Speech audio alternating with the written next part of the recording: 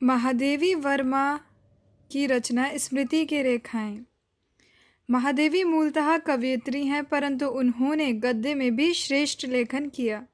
विशेष बात यह है कि हिंदी साहित्य में उनके रेखाचित्र जिस शिखर पर खड़े हैं, उन्हें छूने वाला आज तक कोई नहीं हुआ।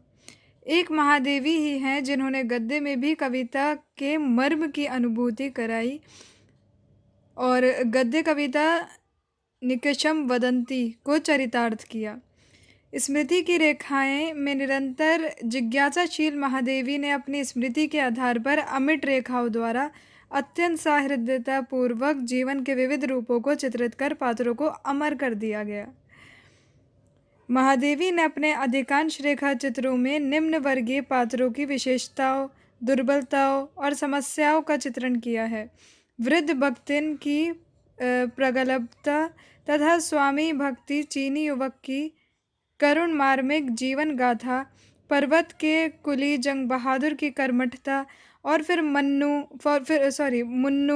ठकुरी बाबा, बिबिया तथा गुंगिया जैसे चरित्रों की मर्मस्पर्शी जीवन झांकियाँ पाठक को अभिभूत कर देने में सक्षम हैं।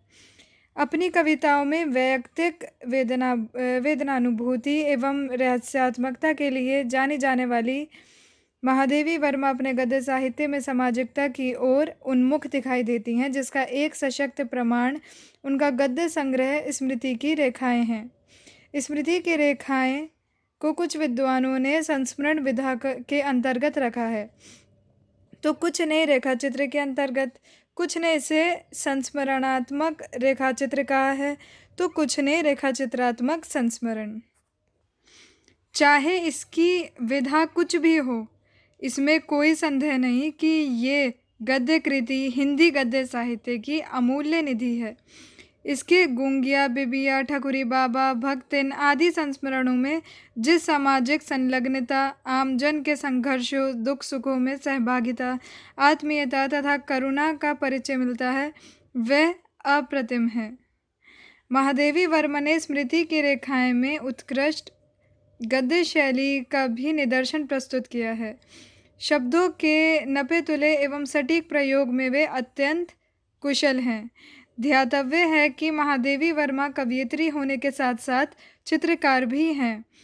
किन रेखाओं में किन रंगों को डाला जाए वह उन्हें खूब मालूम है।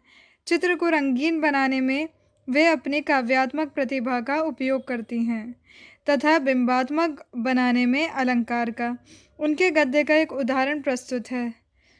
गुंगिया ने उस मैले फटे कागज के टुकड़े को अस्थि शेष उंगलियों में दबाकर पंजर जैसे हृदय पर रखकर आंखें मूंद ली, पर झुर्रियों ने सिमटी हुई पलकों के कोनों से बहने वाली आंसू की पुतली धार उसके कानों को छूकर मैले और तेल से चीकट तकिए को धोने लगी।